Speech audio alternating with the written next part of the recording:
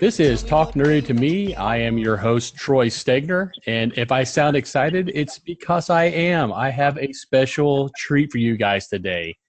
I have on the line with me internationally known cosplayer, artist, gamer, and published model, Ivy Doomkitty.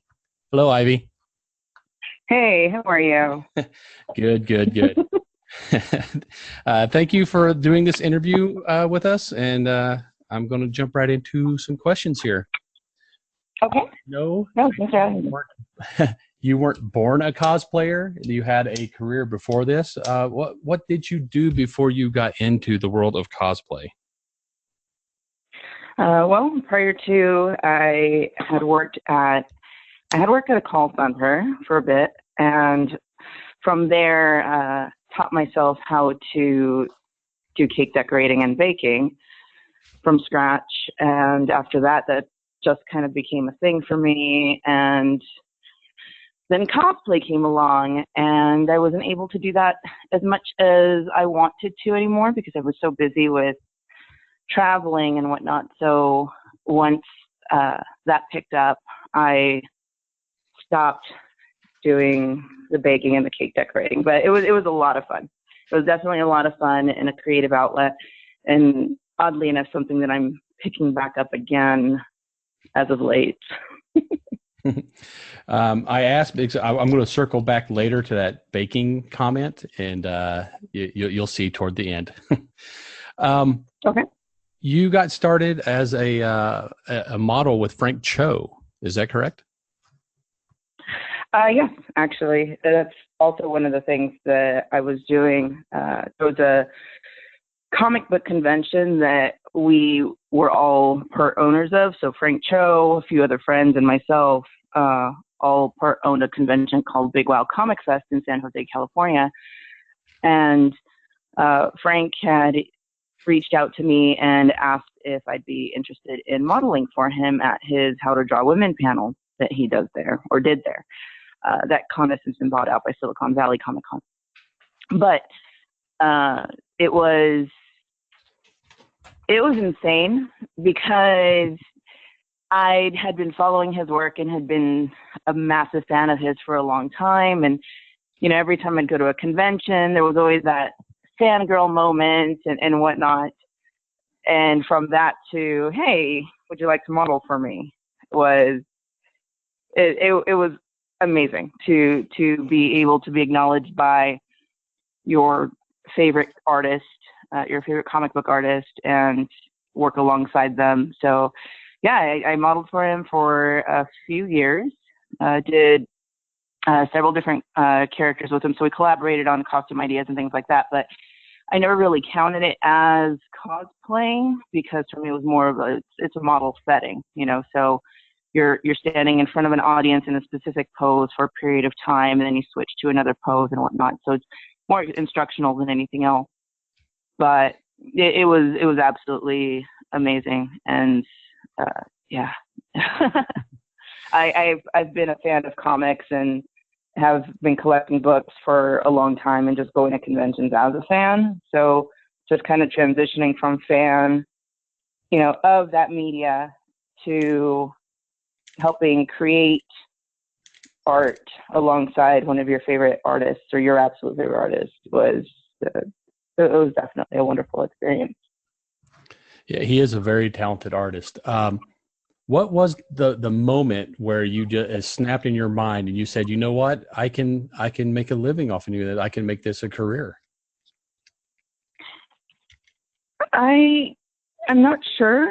I think it was one of those things that I created my fan page because a friend of mine had suggested I do so, because at that time Facebook was deleting accounts that were using stage names or, you know, fake names and whatnot as their real names on Facebook, and that's what I was using at the time. So, you know, my friend suggested, you know what, just put everything, you know, all of your hobbies, you just started cosplaying, throw all of that onto a fan page and just keep that there. That way you keep, in essence, your stage name, and you can keep all your personal stuff on your Facebook. That way you don't lose everything that you've been posting. And that's what I did.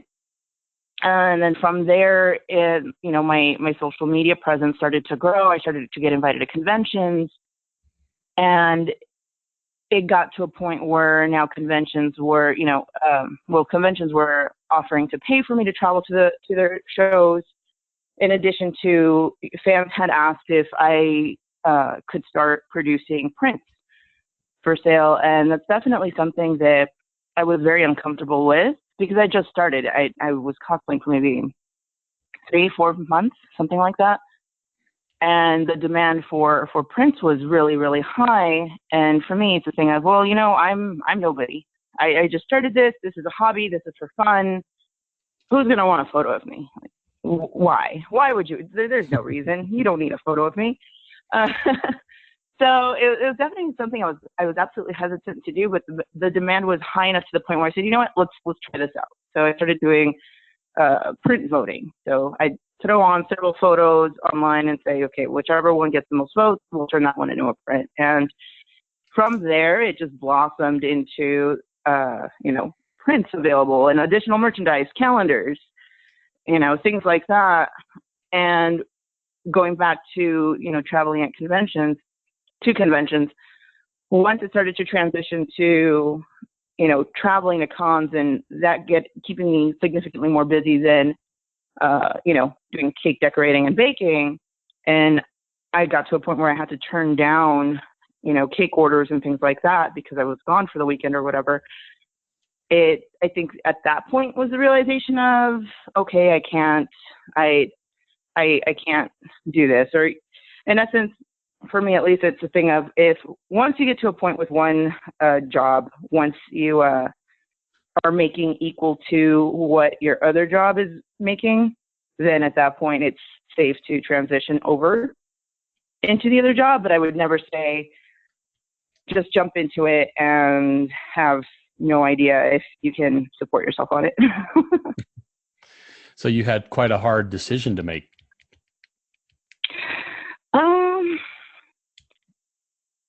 Yes and no. I mean, cosplay for me provides.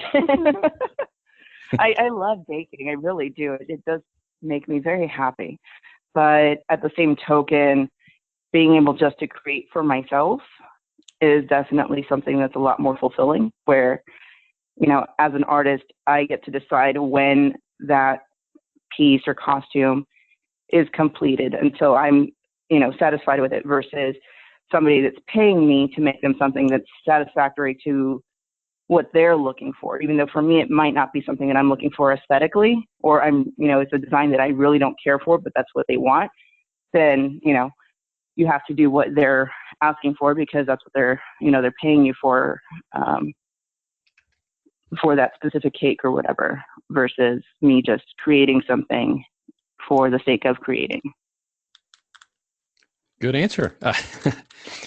Okay, a lot of people don't realize how much time goes into making these cosplay costumes. Not just the fabrication, but there's a lot of research beforehand.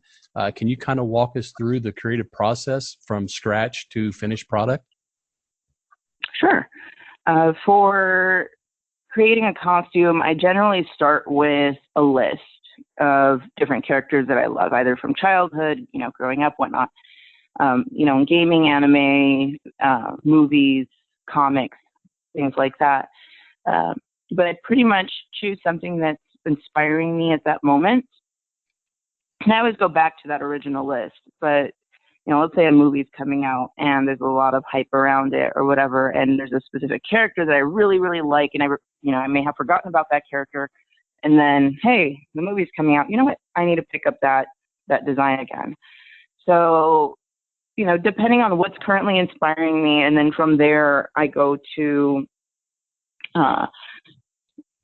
pulling up different images of that character, different versions of the character, and at that point, I make that decision if I'm going to go for accuracy to a particular image, or if I just want to make something all my own, where I pull different elements from different character designs or different versions of that character, and just kind of give it my own twist to that character.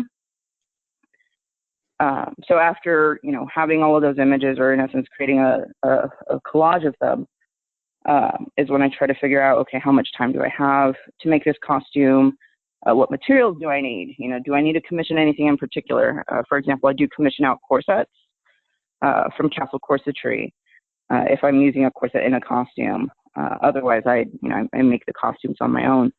But based on that, then it's a thing of picking up the materials that you need, and then if it's armor based, I try to focus on one particular component of the costume, whether it be shin armor or bracers, or if there's a breastplate, things like that. And by taking that one element and breaking it down, it makes it a lot easier versus looking at one completed piece and it looking overwhelming to build or create, because there's so many different details in that costume. So by breaking it down, you're simplifying it and making it significantly easier to build out. And from there, it's just a thing of, testing everything out, making sure it works. And, that's pretty much it. Although I am absolutely 100% guilty of not testing my costume out and testing it out on the day of at the con. And that is a very bad thing. Don't ever do that. Speaking of character choice, I've noticed you kind of have an affinity for the bad guys more so than the superheroes. I do. I do. I absolutely love the villains in the story, and I feel like their backgrounds are a little bit more what's the word? More fleshed out, more rounded. Yes, there we go. More fleshed out. They're definitely deeper characters to delve into, in my opinion. Take Magneto or Doctor Doom. Either character has dealt with a lot of trauma, from losing parents, in very violent ways, to, wanting, or specifically with Magneto, he originally wanted, in essence, equality, as it were, or, for mutants to have rights, but went about it the wrong way, completely went about it the wrong way. But his intentions, the original intent and meaning were right. It was just executed in a very, very bad way. He in essence became the very thing that he hated. He was oppressed and, suffered at the hands of Nazis, and, he ends up doing the exact same thing to, humankind, because he views mutants as superior to the rest of humanity. So I really like the backstories of the villains. I feel that they're very much misunderstood, in the sense that, like I was saying before, they may have good intentions in terms of what they want, but they just go about it in the very wrong way, or they're incredibly damaged. And if they only had that positive element at the right moment in their lives, they could have actually turned and been, a completely great individual. And I guess, I don't know, at least in my mind, that's how I look at them. So, if I'm, cosplaying as a bad guy, I have a lot of fun with it. Yeah, I'm the asshole, but wait, no, I'm very much misunderstood. Love me. It's a lot of fun. I have a lot of fun with it. And the psychology behind them is always interesting to me. Interesting. Okay, a lot of people don't realize also the fabrication is just a part of it. You still have to put that costume on, get prepped and everything before you go to the con.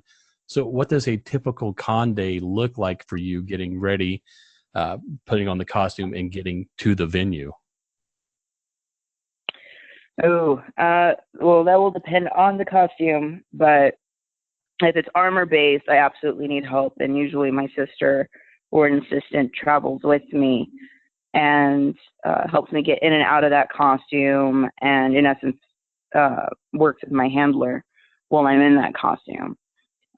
So it can be a lot of different things, from, you know, all the different layers that go on underneath. You know, you have your corsets, your undergarments, and things like that, to, you know, if you have your armor, you've got, you know, if there's pants or not, or, you know, your bracers, your shin guards, breastplates, all of those things. There's so many different pieces that it's not quite easy to get into.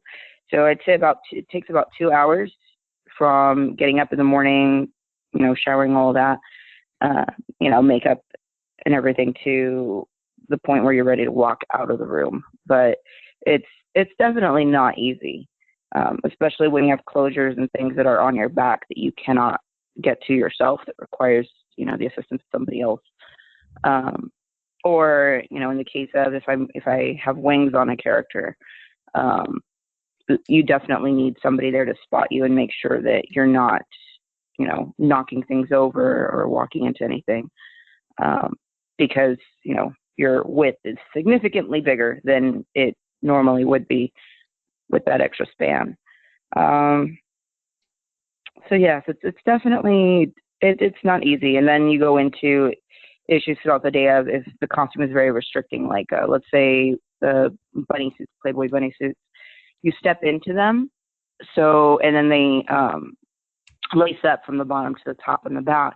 So you're committed into that costume for about 3 to 4 hours, or however long you can hold your bladder for. And it's true. and once that's up, that's up. You know, you have to get out of it. I've had situations where I've had to get cut out of the corset, you know, so they just cut all of the strings that are tying the back of it, just to get out of it quickly. You know, and it's definitely a thing of where you can't drink a lot of water, you can't eat so much, because it will all affect how you feel while you're in that costume. And that's always a bad thing. So always know your limitations in terms of what you can wear and what you can wear, and what you can pay attention to, what your body is telling you. So if you're feeling particularly thirsty, you know, you want to take a sip, but also, you know, you want to make sure you're hydrated and not pass out, but you also want to make sure that you're out of that costume in a reasonable amount of time, so you're not hurting yourself either. Yeah, a lot of people don't take that into account, that you're human. You have to. Have to these. At the cons, you have some panels you actually do on body positivity, the cosplay is not consent type things, which I think more cons should be promoting these type of panels, because I know it's rampant online with the toxic comments. So I'm glad that you actually do these body positivity type panels. How did that begin with you? Oh, you're welcome. How did that went? I'm sorry, I didn't catch how did you develop these panels on your own? On my end, it honestly was just seeing that there was a lack of panels like that at conventions. It was definitely a topic that nobody was discussing. When I started cosplaying, I definitely I wanted to cosplay since I first saw cosplay at my very first convention about 14 years ago. You know, I fell in love with the concept of it, being able to dress up as your favorite comic book characters. And it was always a thing that I did not feel comfortable dressing up as those characters, or, you know, putting myself out there like that, because I felt that I would be ridiculed and picked on for my body type. And that just spans back into, you know, my school years, where I dealt with all of that. So I already had that negative perception of myself because of it being ingrained into me for so many years while I was in school. So when I finally decided to cosplay, it took a lot of effort to do it. And it was definitely one of those things that if I didn't do this right now, I'm never going to do it. So I'm just going to push myself and do it. And it was actually one of Frank Cho's exclusive prints for San Diego Comic-Con in 2012 that he did that inspired me to do it, which was a Star Trek red shirt, but his character Brandy from Liberty Metal was dressed up as that red shirt. And I was very excited to cosplay. You know, I had a lot of fun. You know, of course you have your initial fears and everything, but then once I started to see how great people were at the convention, you know, either stopping me because they wanted to talk about Star Trek or ask me what my favorite episode was, you know, things like that. I started to see that it was really an amazing community.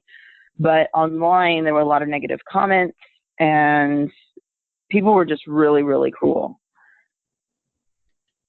And the one thing that I wish, now that I've been cosplaying, that I didn't have then, or that I didn't do, was cosplay sooner, significantly sooner. And I think that the reason why I didn't do that was because at the time that I wanted to, or had started cosplaying, there was nobody, and this just goes back to your original question, there was nobody in the community that was discussing body positivity, body acceptance, loving yourself, being self-confident, owning, you know, what you have and your imperfections, and embracing all of the different things that make you different and unique. You know, cosplaying regardless of your skin color, your shape, your you know, whatever background or walk of life you come from, you know, if you're disabled or not.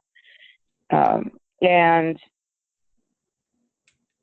when I started to see people message me telling me that through seeing photos of me online, that they felt they were empowered to cosplay, or that they've never seen a thick girl or a bigger girl cosplay before or put herself out there before, and they felt that because I was doing it, that they could do it too.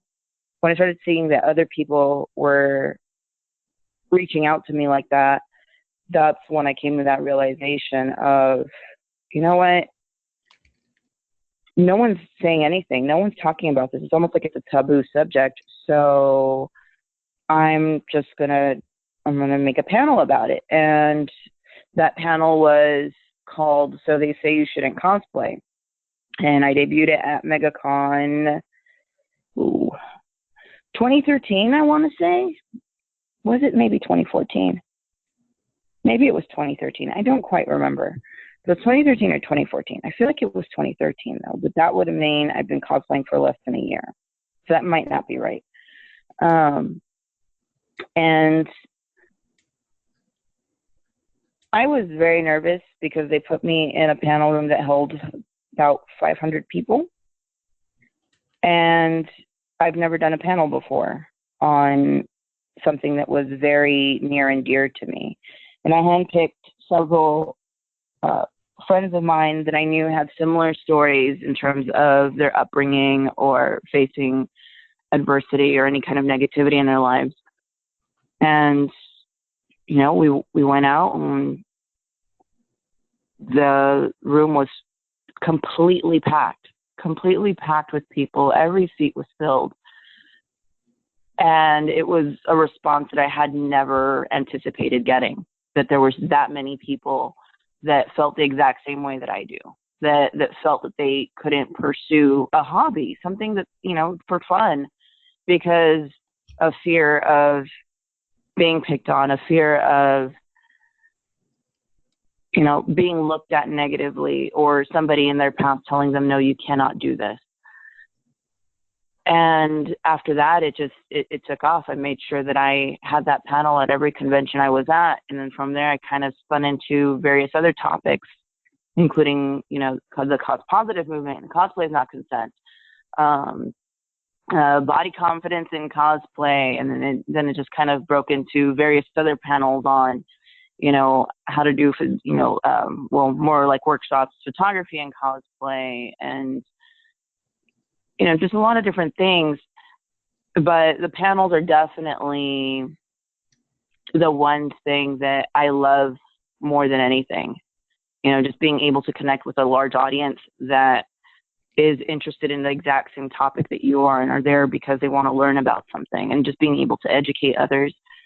and connect with others on that level, to me, is very profound. Well, thank you for being the face of that movement. I hope it continues, and I hope that we can remove most of the toxicity from cosplay. Oh, likewise. Thank you. It's definitely gotten a lot better from when I started to now. There's, especially also from my panels, there's been a lot of people that have come to me and said, hey, I saw your panel at this show this one year, and I loved it, and it moved me, and I'm cosplaying now, and now I'm creating my own panel to talk about the same thing. And just seeing people, create their variations of that panel, or, just kind of push that message onward, to me just speaks volumes about this community and, what it's willing to embrace and what it's not. And, seeing that the vast majority is absolutely positive and moving forward in that direction of, rooting out that negative and, building each other up, I think is absolutely amazing. Okay. I know that you can't cosplay forever. So what is your future plans after cosplay? For me, well, there's a lot of different things.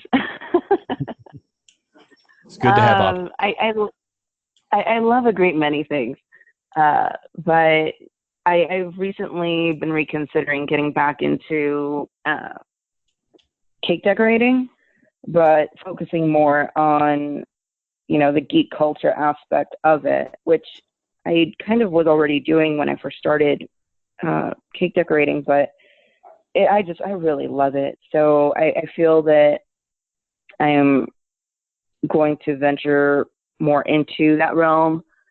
I've considered doing video tutorials and things like that. But if we're talking on a more